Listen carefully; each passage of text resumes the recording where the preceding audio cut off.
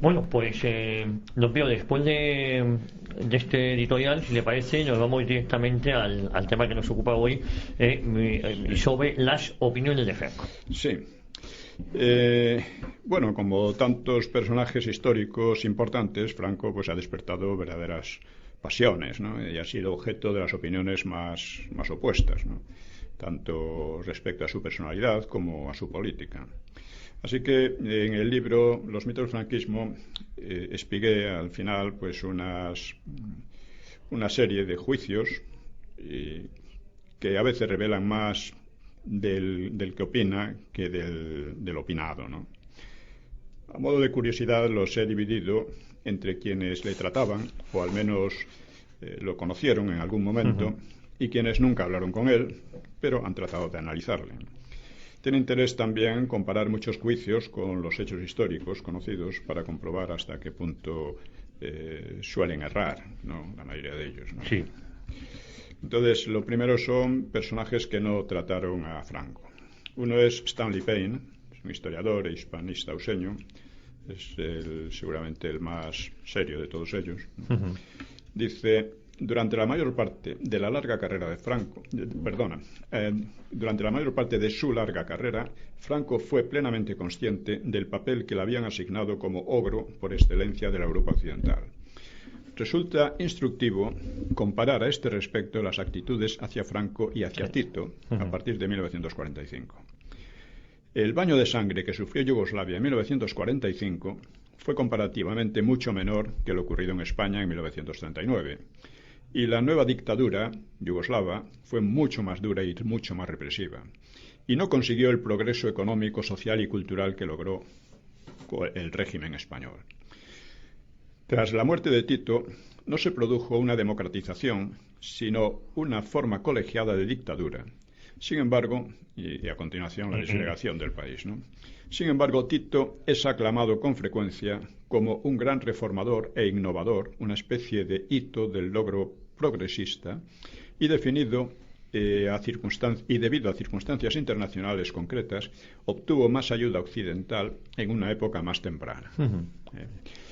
Esto hay que añadir que España, a pesar de esa hostilidad, se desarrolló muy bien, y eso es algo que no perdonan unos partidos de Europa Occidental que deben su democracia a otros, al ejército useño y al soviético, que deben su reconstrucción a las finanzas useñas. En fin, eso claro, les pone muy en evidencia. Claro, aquí hemos hecho algún programa, usted lo ha comentado, de lo que Europa debe a España, ¿no? Sí, a la España franquista.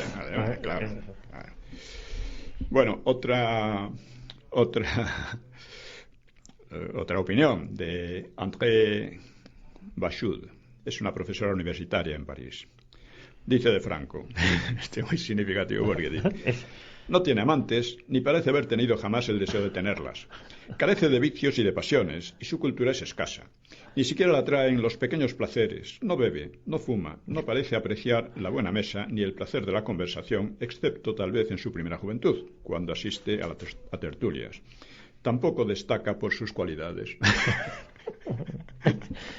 O sea, el hombre que ha vencido al Frente Popular, a unos enemigos tremendos, que reconstruye, que defiende, o sea, que es además un hombre austero y serio. A ella lo que le gustan son los golfos. Los golfos, puteos, bebedores, borrachos. Eso lo disculpa ya automáticamente, aunque arruinen el país. No tiene amantes. ¿Y cómo es posible eso? Cuando en Francia todos estos gilipollas que gobiernan tienen 4 o 5. Bueno, de Gaulle no, ¿eh? De Gaulle era un poquito más serio. En ese sentido. Pero es una mentalidad que se ha impuesto. Bueno, otra de Antonio Domínguez Ortiz, que es un historiador español bastante bueno en muchos aspectos, pero cuando llega al franquismo patina de una manera brutal, ¿no? Dice: Franco carecía de calor humano. Helaba a su interlocutor no con la majestad de Felipe II, sino con su frialdad de pescado. No fue buen asceta. Con frecuencia abandonaba la mesa de despacho atiborrada de papeles para dedicarse a la caza o a la pesca. Su verdadera pasión era el poder, y lo satisfizo más allá de toda expectativa. Bueno, habría que decir, si esa fue su pasión, hay que decir que fue un poder muy benéfico para el conjunto de España, para su independencia, para su unidad y para su prosperidad, entre otras cosas. Eso no lo dice. O sea, son opiniones ridículas, además de alguien que nunca trató con él, ¿no? Por otra parte, ¿no? Porque los que trataron con él nunca han dicho eso, esa frialdad de pescado, ni nada por el estilo, ¿no? Y su pasión por el poder tampoco es real, porque él sirvió con completa lealtad al régimen liberal de la Restauración, sirvió con completa lealtad a la República, defendiéndola contra el asalto de socialistas y separatistas, y solo se rebeló en un momento en que ya el Frente Popular, después de unas elecciones fraudulentas, pues llega a asesinar, después de muchos asesinatos, asesina también al jefe de la oposición. Dice, bueno, no se puede servir a un régimen así. Fue entonces cuando cambió. Y entonces también vio algo que no vieron muchos de los que estaban con él, que no se podía hacer una guerra para volver a la misma situación anterior, que era necesario evolucionar de otra manera. Y esto fue. Bueno, vamos a ver ahora a nuestro amigo Paul Preston. Lo más ganado, sí. Este es fino. Su mujer, luego veremos a su mujer, que es por el estilo. Dice: muchas creencias populares respecto a Franco son falsas. No fue el general más joven de Europa después de Napoleón. No fue el valiente artífice de la neutralidad española en la Segunda Guerra Mundial. No fue el arquitecto del crecimiento español en los años 60. Sus armas fueron una astucia instintiva, una despiadada sangre fría con la cual dirigió las rivalidades entre las diversas fuerzas del régimen y con las que derrotaba todos los retos que pudiera presentarle cualquiera, desde Serrano de Súñer hasta don Juan de Borbón, que fuera superior a él en inteligencia e integridad moral. O sea, todos eran superiores a él en inteligencia, pero él las derrotaba. Pero él lo ganó a todos. Derrotaba. Las victorias de Franco no fueron las de un gran benefactor nacional, sino las de un hábil manipulador del poder que velaba sobre todo por sus intereses. Era conmovedora, de tan ingenua, su fe en los trucos mágicos. Eso lo dice Preston porque sí, porque le da la gana. O sea, desafiando o sea, Franco era un dictador terrible, opresor y tal, pero por lo visto todo le salía bien, y además todo le salía bien para el conjunto de los españoles, porque había prosperidad, no se debía a él. España no entró en la guerra mundial, no se debía a él. Nada se debía a él, era casualidad. Ahora, es tan estúpido, no hay otra palabra. Bueno, pues esto es la historiografía que se intenta imponer por la ley de memoria histórica. Pero además hay una cuestión básica: si a mí me ganan, prefiero que sean los mejores. Claro, no. A esto les ganan los idiotas, según ellos. Quiero decir, el razonamiento de ellos es que enano, bajito, nada preparado, un botarate, y me gana. Bueno, pues a ver qué seré yo, ¿no? A ver qué seré yo, ¿no? Esa es la gran pregunta, ¿no? Otra muy buena es la de la mujer de Paul Preston, que se apellida Ashford Hodges, psicóloga freudiana, que es además esposa de... Dice, Franco fue el producto de una niñez represiva e infeliz. Su padre, pese a sus ideas liberales, era autoritario y represivo. Y la madre, es muy difícil que fuera una madre perfecta. Debió de ser muy religiosa y muy fría. La política de Franco hacia las mujeres, a través de la sección femenina, denota una actitud vengativa. Bueno, ya... O sea, la sección femenina... Era para vengarse de la mujer. Que hizo tanto por la educación, en fin, por todo, pues... dice, Franco interiorizó la violencia y el estilo autoritario de su padre, a pesar de que era liberal, y asumió esa dureza en relación con los más débiles que él, por ejemplo, los soldados a los que mandaba. Los soldados a los que mandaban le adoraban, literalmente, pero ella dice que no, que los machacaba. Más tarde, como jefe del Estado, mantuvo una actitud represiva contra todo el pueblo español. Merced a esa actitud represiva, pues por ejemplo, España no le debe nada a USA ni al ejército soviético, como le deben los ingleses, se lo deben todo, como le deben los franceses, como le deben los alemanes, en fin, todos. Y ni le debe la prosperidad. Bueno, pues esto es. O sea, este es el nivel el nivel verdaderamente tremendo, ¿no? Bueno, lo último que ha dicho, si me permite, por ejemplo, Ian Gibson, que yo no sé si entra en la categoría de historiador. Bueno, ninguno de ellos es un ninguno. historiador serio, son cantamañanas. Bueno, hay que decirlo así, hay que perderse el respeto, porque si uno respeta lo que no es respetable, pierde el respeto a lo que sí lo es. Esto es una... Ian Gibson, el día de la profanación de Franco, dijo que había sido el día más feliz de su vida. Entonces digo, ¿qué vida más miserable? Qué vida más miserable. Claro, no, lo dijo en televisión, es el día más feliz de mi vida. Digo, hombre, el día más feliz cuando nace tu hijo, un hecho heroico, algo, pero el día más feliz de tu vida, que profanen el cadáver de un personaje que lleva muerto 44 años, es para hacérselo mirar, ¿no? Sí, es que yo creo que son bastante enfermos. Sí. Bastante enfermos. Ahora, Miguel de Unamuno, después del célebre incidente de Salamanca, dijo: tan pronto como se produjo el movimiento salvador del general Franco, me he unido a él. El gobierno de Madrid me destituyó de mi cargo de rector, pero el gobierno de Burgos me restableció mi función. El salvajismo inaudito de las hordas marxistas sobrepasa toda descripción. Si el miserable gobierno de Madrid no ha podido ni ha querido resistir al empuje de la barbarie marxista, debemos tener la esperanza de que el gobierno de Burgos tendrá el valor de oponerse a aquellos que quieren establecer otro régimen de terror. Porque se refiere a aquellos que dentro del bando nacional pues estaban deseosos absolutamente de venganza y estaban cometiendo verdaderos atropellos, porque también es verdad, ¿no? Insisto en el hecho de que el movimiento a cuya cabeza se encuentra el general Franco tiende a salvar la civilización occidental cristiana y la independencia nacional. Clavado. Eso es.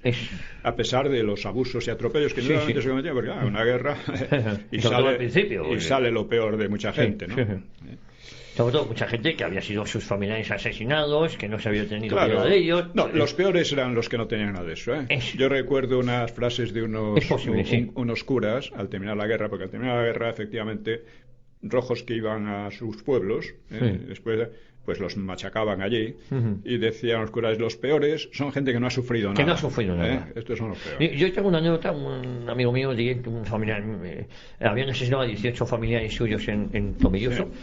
Y le dio la oportunidad de vengarse. Y ellos dijeron que no, que ellos no eran igual que los asesinos. No, hubo de todo. Quiero decir que... Pero en general, y fue una equivocación en mi opinión, la postura fue olvidar aquello. Fue una guerra entre hermanos. Oiga, mire, fue lo que pasó, y lo que no hace falta es que no vuelva. Para que no vuelva hay que decir la verdad y no andar con sentimentalismos baratos, ¿no? Que es lo que... Eso es lo que yo... Claro, porque gracias a ese olvido... todos estos están sacando de nuevo las mismas historias. Es que el problema es que se ha olvidado, está muy bien perdonar, pero está muy mal olvidar, porque claro, se ha olvidado los crímenes del Partido Socialista. Con lo cual el Partido Socialista es el demócrata, el humanitario y el defensor de todo lo bueno, ¿no? Así es. Bueno, una frase de Winston Churchill. Dice: hay que elogiar la decisión española de mantenerse fuera de la guerra. Por ello no simpatizo con quienes creen inteligente, incluso gracioso, insultar y ofender al gobierno de España en cualquier ocasión. Esto lo dijo ya cuando terminaba la Guerra Mundial, porque, claro, mientras la victoria no estaba clara, pues los aliados eran muy respetuosos con Franco. Roosevelt escribía una carta: querido general Franco, bla, bla, bla. Pero cuando vieron que ya iban ganando, entonces empezaron a hostigar y a chantajear de mala manera. Entonces Churchill en un momento dado se opuso a ello, lo cual le valió unas críticas terribles, ¿no?, en Inglaterra. Otro polemista auseño de extrema izquierda, Herbert Southworth, Southworth es un poco de la casta de ¿cómo se llamaba? El que inventó la matanza de Badajoz, Jay Allen, y de otro Whittaker, que fue el que inventó unas frases de Yahweh diciendo que sí, que había matado. Que había matado muchísimo, que estaba orgulloso de seguir, que había que matar a mucha más gente. No, eso no llega a decir, pero más o menos le dice. Es lo que... Bueno, todo esto pues Southworth dice: la verdad es que Franco ansiaba vivir en una Europa dominada por Hitler, como viceführer del Imperio Azul. O sea, como un segundo de Hitler. Dice él que es la verdad. No se apoya absolutamente en nada. Es la verdad, es lo que él quería. Porque él lo decide, ¿no? Un embajador de Stalin en Washington en 1945, citado por Gil Robles, se llamaba Novikov, Dice, el general Franco será procesado como criminal de guerra. A aquellos que, fuera de España, siguen coqueteando con la idea de una restauración monárquica, les deberá tocar una parte de la responsabilidad moral que puedan hacer de una nueva guerra civil en España. Ya están planeando la guerra civil, pero la culpa es de ustedes. La están planeando y ya están diciendo que va a ser el culpable y todo. Exactamente. Le salió mal la cosa. Otro es Carlos Castilla del Pino, un psiquiatra comunista, un tipo personalmente... En fin, se le suicidó un hijo o dos y cosas por el estilo, sí. y el tío no demostró sentirlo para nada. Dice, a Franco le he odiado durante 40 años. Él estuvo en el Partido Comunista. Gracias al odio, la humanidad ha progresado. Empezó muy bien. Francisco Franco Bahamonde ha sido el personaje más nefasto de la historia de España desde el Neolítico. O sea, ¿cómo se puede decir estas estupideces? Un tío que es psiquiatra, que supone que, bueno, ya teniendo en cuenta su actitud hacia sus propios hijos... Sí, hay que ver, sí. Y eso aparte digo, de... Un psiquiatra que su máxima es decir que hay que odiar... Sí, porque eso es lo que permite el progreso, hay que odiar. Pero es un poco, en fin, esa mentalidad que hay, ¿no? Otro es Juan Luis Cebrián, nuestro amigo Juan Luis Cebrián. Este es un fenómeno. Una figura, ¿no? Dice, un hombre mediocre y cutre, pero astuto. Cabreado porque nadie le hacía caso a él, que había cumplido con la misión divina de salvar a España y tenía que soportar a su familia peleándose para repartirse la herencia política y temporal. Los españoles no han sabido nada sobre los horrores de la represión que siguió al final de la guerra, hasta que Franco estuvo físicamente muerto. Fue un dictador frío que nunca negó la existencia de la represión porque siempre pensó que hacía bien. La guerra civil duró 40 años. No creo que hiciera nada positivo que se le deba agradecer. Yo soy un hijo de aquel régimen, casado con la hija de un comunista. Eso lo dice Cebrián. Juan Luis Cebrián, que llegó a ser director de servicios informativos de televisión en el año 74. En el franquismo, ¿no? Sí, y que además hizo carrera en el franquismo, pero estaba en guerra civil, en fin, debía estar temiendo que lo mataran en cualquier momento, ¿no? Porque debía ser un antifranquista de estos. Por cierto, a su boda, que hay imágenes, fueron grandes gerifaltes del franquismo. Claro, él era hijo del director de arriba, que era el órgano de la falange, ¿no? El movimiento. Estaba muy asustado. En fin, esta gente es odiosa. Son peores que los de izquierda. Sí. Porque los de izquierda son claros. Sí. Sí, los de izquierda no esconden su odio ni el motivo. Y hasta pueden ir, pero estos otros que están escupiendo sobre la tumba de sus padres y de sus abuelos, eso es repugnante, ¿no? Es repugnante. Por lo menos que se callen, ¿no? Otro, Luis María Ansón, ya hablamos en la anterior un poco de él, ¿no? Un periodista juanista que fue un cargo de confianza en el franquismo. Cuando yo estudiaba en la escuela de periodismo, él era el subdirector. El director era, ¿cómo se llama? El de Pueblo, Emilio Romero. Por cierto, se inventa su propio pasado. Sí, completamente. Eso dice que le exiliaron a Chile de Pinochet, donde hizo algún que otro negocio, por cierto. Hay que ver la portada del ABC cuando triunfó el golpe en Chile, dando la bienvenida a Pinochet. Claro. No, este es un pájaro de mucha cuenta, ¿no? Dice, Franco estuvo al frente de un Estado totalitario. Que además él tenía nada menos que un cargo de confianza en la preparación de los periodistas del régimen totalitario, ¿no? Dice, el general Franco persiguió de forma inmisericorde el idioma catalán.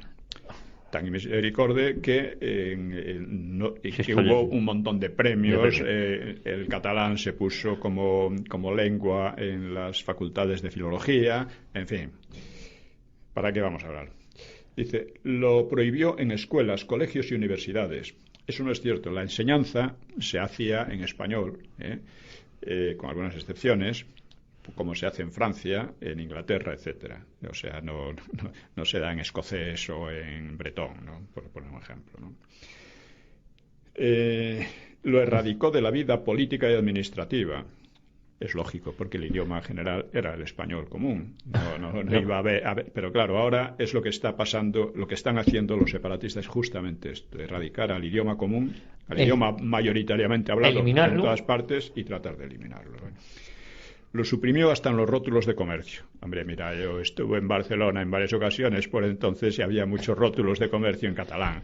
Mucha gente hablaba perfectamente catalán en la calle y sin ningún problema. Hablaba catalán, mi abuela de orígenes catalanes, parte de mi familia, y todos hablaban catalán en mi casa. Sí, ¿cómo mienten? Para el enfado de mi padre. ¿Cómo mienten de esta manera? Como no consigamos que esta gente quede en evidencia, claro, y quede en claro, pues estamos perdidos, porque es el imperio de la mentira, y sobre la mentira no puede haber paz. Es muy complicado, claro. Bueno, García de Cortázar, que es jesuita posconciliar, historiador, el historiador del PP en gran medida, decía, sin dejar de reprimir las libertades democráticas, negando los derechos sindicales, unificando la fe y el rito, encarcelando a políticos e intelectuales, liquidando a disidentes de todos los colores, Franco, no obstante, tuvo la satisfacción de recibir el espaldarazo de los grandes del planeta y las bendiciones concordatarias del Vaticano, que lo consagraban como aliado bajo palio y le concedían el derecho de vetar a obispos a cambio del monopolio religioso y el control moral. Esto último en parte es cierto. Como hemos dicho, un error de Franco fue el no distinguir un poco más el Estado y la Iglesia. El Estado y la Iglesia. Por eso la Iglesia, entre ellos Cortázar, pues le traicionó de una manera brutal, ¿no? Y esto de que liquidó a disidentes de todos los colores, pues mira, ningún demócrata fue liquidado. El propio Cortázar, con lo más que habría podido sufrir, supongo que hizo también carrera en el franquismo, pues lo más que habría podido sufrir es algún problema secundario. Alguna reprimenda, pero alguna multa, quizá, como mucho, ¿no? Dice que reprimió las libertades democráticas. Esto no es cierto. Reprimió las libertades a los partidos que habían organizado la guerra civil. Lo cual era inevitable y era necesario además, ¿no? Pero los partidos del franquismo, que eran 4 como sabemos, sí tenían sus organizaciones, sus órganos de prensa y tenían todo esto, ¿no? En fin, liquidando a disidentes de todos los colores. Hay que ver. Es que los chequistas y compañía, que fueron la inmensa mayoría de los que fueron ejecutados después de juicio, bueno, eran disidentes y de todos los colores. Bueno, este tipo es... Claro. Es que no creo que se ejecutara a nadie por ser socialista, ni comunista, ni masón. No. Se le ejecutaba por sus hechos, por sus actos, no por su pensamiento. Exactamente. Unas 20.000 ejecuciones al final de la guerra, ¿no? Nos quedan 15 minutos. 15 minutos, bueno, Arzallus, el líder separatista, 16 sacerdotes vascos asesinados por Franco. Franco no asesinó a ningún sacerdote, ni por ser vasco, ni por ser sacerdote. Eran activistas separatistas que fueron, fueron fusilados al comienzo de la guerra y Franco fue el que paró eso. Pero obsérvese cómo falsifican. Cómo se cambia y cómo se falsifica, sí. Ignacio Anasagasti, otro separatista vasco, de estos racistas se cree en la raza superior, ¿no? Bueno, nos parece una vergüenza que 36 años después de fallecido el dictador todavía sigamos con el Valle de los Caídos, cuando en Berlín no existe un monumento a Hitler, cuando en Roma no existe un monumento a Mussolini, como en Lisboa no existe un monumento a Oliveira Salazar. Lo que tenía que hacer el gobierno es proceder de una vez por todas. Ajuriaguerra decía que lo mejor que había que hacer con aquello era volarlo, porque esa memoria reconciliada con el símbolo, con aquel símbolo, no se va a producir con el tiempo.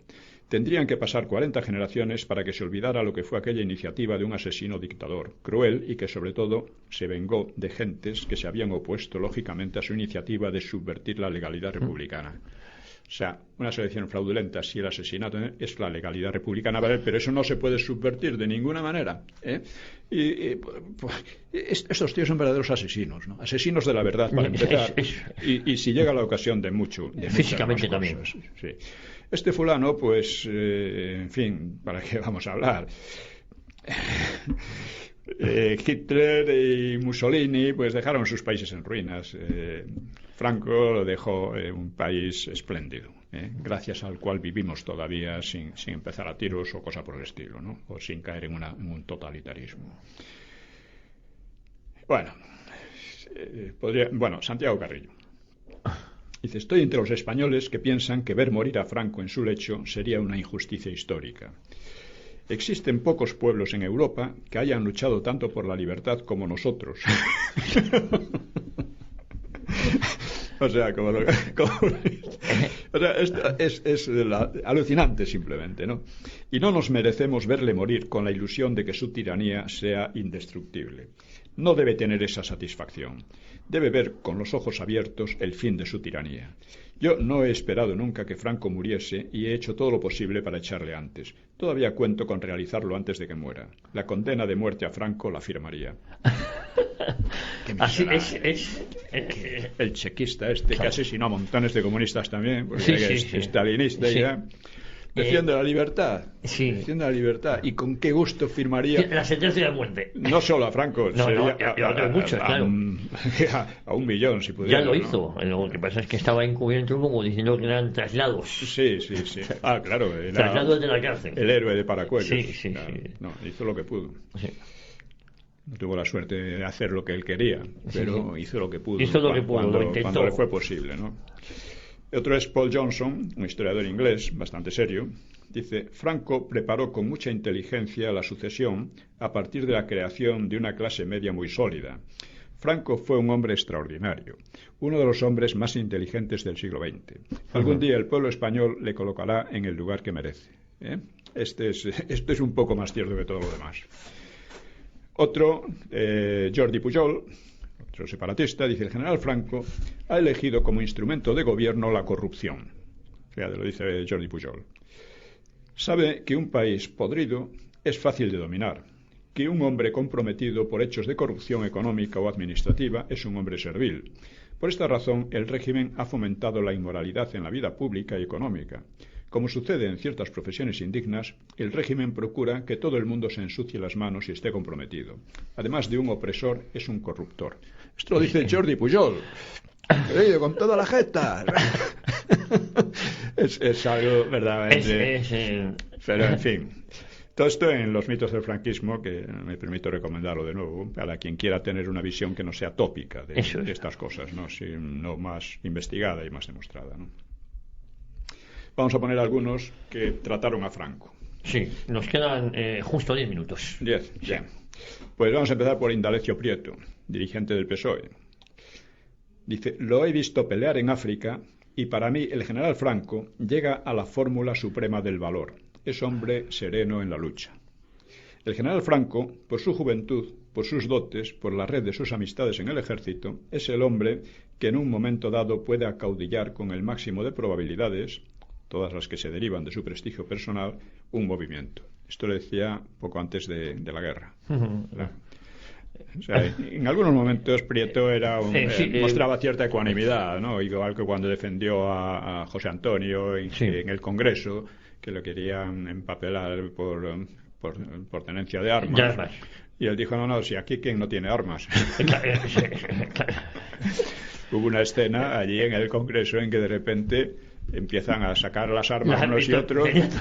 Y claro, hay un momento en que dice Josep Pla que se está al borde de la catástrofe, pero la misma visión de unos y otros le aconsejó guardarlas de nuevo, ¿no?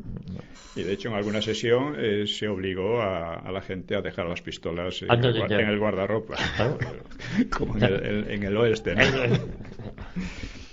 Bueno, o sea, digo personas que trataron a Franco, porque nosotros ninguno lo había tratado, ¿no?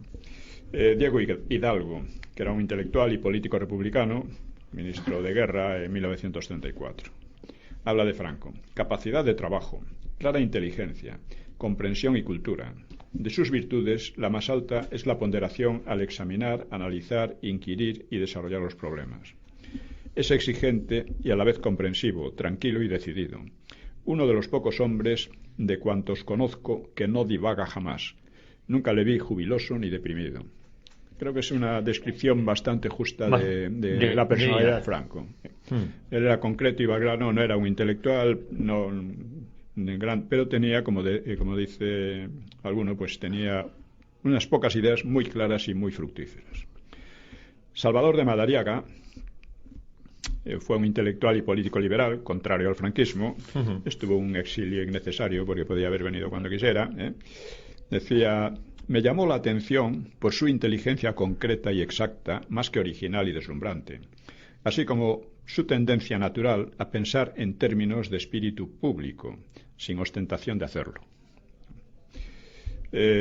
Ramón Serrano Súñer, ministro en los primeros años 40 y que fue pronazi algún tiempo, pues le cogió un verdadero casi odio, ¿no? Sí. Dice, hablando de él, dice: Franco estuvo evasivo, divagatorio y todavía cauteloso. José Antonio quedó muy decepcionado y apenas cerrada la puerta del piso tras la salida de Franco, se deshizo en sarcasmos. Mi padre, comentó José Antonio, con todos sus defectos, con su desorientación política, era otra cosa. Tenía humanidad, decisión, nobleza, pero estas gentes... Serrano Suñer estuvo sirviendo a Franco y fue el que llevó las conversaciones con Hitler, y él era más bien pronazi en aquel momento, a partir de entrar en la guerra, ¿no? Franco le dio unas instrucciones muy claras que dice: si nos garantizan una guerra corta, entramos. Si no, esperamos. Más o menos. Esto se lo dio estas instrucciones cuando ya se sabía que la guerra no iba a ser corta, porque Inglaterra había declarado la guerra y además estaba derrotando en la batalla de Inglaterra, estaba derrotando a los aviones alemanes. Entonces Franco sabía muy bien que la guerra no iba a ser corta. Y todo lo que hizo fue ganar tiempo, porque no había otra posibilidad. Bueno, pues así es. Mussolini, según esta es una cita de Chano, del conde Chano. Del conde Chano. Dice: apunta en tu diario que hoy, 29 de agosto de 1938, profetizo la derrota de Franco. Es que tanto Mussolini como Hitler estaban convencidos de que Franco que estamos incluso preocupados, estamos perdiendo nuestro dinero allí, nuestras... Y luego mira cómo acabaron ellos, incluso el conde Chiano, que fue fusilado. Sí, fue fusilado por traicionar a Mussolini. Sí. Pues fue así. Pero no ya sino que, claro, ves que Mussolini estaba muy inquieto y nada. En fin. Pero no se daba cuenta de la calidad militar de Franco. Franco no perdió ninguna batalla prácticamente. Es que en verdad ni Mussolini ni Hitler eran militares. El único militar era Franco. Claro. Los demás se habían vestido de militar. Sí. Pero militares profesionales era Franco. No, era Franco, sí. Bueno, Azorín, un escritor destacado de la generación del 98, como sabemos, le decía: Franco se domina y domina las cosas. Para él lo sustancial es la persona y lo adventicio el hecho. Entre lo inextricable y peligroso, el caudillo se mueve con increíble facilidad. Bueno, es una opinión. Una opinión personal, sin más. Bueno, esto es de que también lo trató Sáenz Rodríguez. Era escritor y político, ministro de Instrucción Pública con Franco, del 38 al 39, después fue antifranquista y conspirador monárquico juanista, que habría podido llevar al país al desastre si hubieran ganado. Dice de Franco: era desconfiado hasta de sus zapatos. No sé si por eso se mantuvo en el poder. Él se mantuvo en el mando por azar. Hay que aceptar que el pueblo español fue un caballo bastante dócil, pero yo no le echaría la culpa. No ha habido una auténtica oposición política que cuestionara el régimen de Franco. Ha habido simplemente fisuras en el mismo ámbito. Era un militar, su cultura casi exclusivamente profesional, así como su formación, sus hábitos y sus costumbres. El Sáenz Rodríguez, que hay que recordar una cosa. Cuando terminaba la Guerra Mundial, los servicios secretos useños estuvieron en contacto con Don Juan y su gente, ¿no? Uh-huh. Y esto lo cuentan en su libro sobre Don Juan. Estaban decididos a una alta traición realmente. Es decir, a meter aquí los tanques useños para imponer a Don Juan. Y además con la idea de volver a la situación anterior. Nombrar a Prieto primer ministro, el mayor enemigo de la monarquía. Lo que pasa es que en aquel momento Prieto decía: bueno, sí, muy bien, pero acepto lo que sea. Y además lo que dure, ¿no? Porque eso, lógicamente, ¿no? Bueno, estos eran los estadistas, ¿no? Que podían haber llevado a España de nuevo a una situación catastrófica, porque pensaban además que cómo iba a durar Franco desafiando a las potencias, bueno, los ingleses, los useños, los soviéticos, que estaban todos presionando. Como vale, pues lo desafió y al final venció a todos ellos. Exactamente. No, es muy injusto, por eso es tan importante sus libros, sus escritos, sus artículos, poniendo a cada uno en su sitio. Sí. Porque, claro, a tenor de lo que se dice hoy en día sobre la figura de Franco, uno podría pensar que estamos ante un mediocre y nada más lejos de la realidad. Los mediocres son peor, ¿no? Bueno, otro Samuel Hoare. Hoare fue embajador inglés en Madrid durante la Segunda Guerra Mundial. Pues escribió, cuando llegó, vi lo suficiente en él para comprender que lo único que nos unía era nuestro común deseo de mantener a España fuera de la guerra. Y luego dicen que lo que quería Franco era entrar, pero Hitler no le dejó. Dice también, su voz era muy distinta de los incontrolables y desapacibles gritos de Hitler o de los modulados y teatrales bajos de Mussolini. Era la voz de un médico de cabecera con buenos modales. Me llevó a pensar cómo pudo llegar a ser el joven y brillante oficial en Marruecos y luego comandante en jefe de una salvaje guerra civil. ¿Había algo más en él que no pudiera ser percibido fácilmente? ¿O de qué modo este joven oficial de origen judío, no era de origen judío, de escasa influencia política y de personalidad nada impresionante, pudo llegar a la más alta magistratura? Estas son las impresiones de él. Se preguntaba eso, ¿no? Bueno, se ha investigado el árbol genealógico de Franco y no aparece ningún judío, ¿no? Esto es lo de menos, ¿no? Dice también en otra ocasión, mis palabras no causaron el menor efecto en el vanidoso jefe del Estado. Me fui de España con la sensación de que la influencia que yo había ejercido sobre la psicología del caudillo era insignificante. Esto lo dice cuando ya los aliados iban ganando claramente y Hoare estaba en el Pazo de Meirás, me parece, y fue a intimidarlo, ¿no?, a Franco. Y Franco pues le contestaba, dice, como con toda naturalidad y hablaba de cualquier cosa. Y entonces él quería intimidar y no lo conseguía. Estaba el pobre que dice, otra opinión, la de Hitler. Dice, antes de repetir la entrevista con Franco, preferiría que me sacaran 3 o 4 muelas. Se lo decía a Mussolini.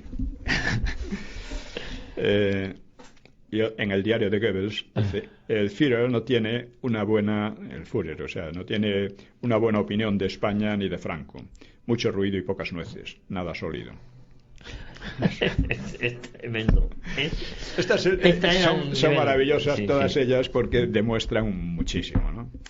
Bueno, José Larraz, que fue ministro de Hacienda en el segundo gobierno de Franco, dice, Franco poseía intuición para lo sencillo, era naturalmente astuto, pero carecía de talento profundo para lo complejo. No tenía fibra cordial alguna, tampoco tenía nervios, mas gozaba de mucho tesón y podía aguantar los más grandes temporales. Obrando era un gallego recriado entre moros que quizá había leído al Príncipe de Maquiavelo. Su cultura respiraba medianía. La vida privada de Franco no tenía tacha. Sus deseos respecto de España eran de bondad indiscutible. Para las clases menesterosas del país abrigaba excelentes propósitos. Sabía navegar con buen instinto por el mar de los asuntos internacionales.